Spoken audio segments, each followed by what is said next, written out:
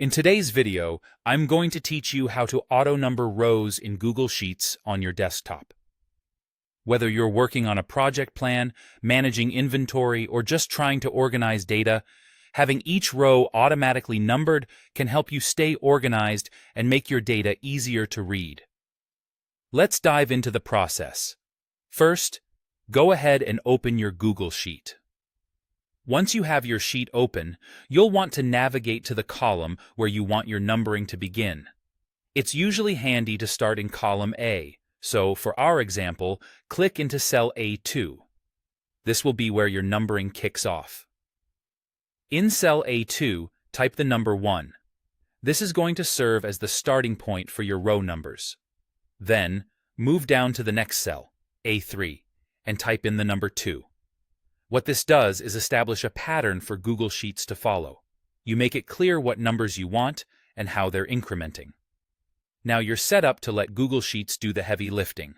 Click into cell A2 again, and while holding down the mouse, drag your cursor to include both cells A2 and A3.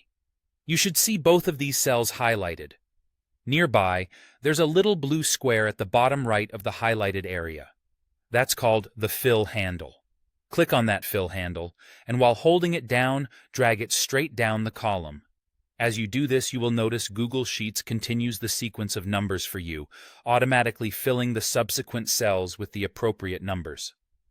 This is a very handy trick when you are working with large data sets.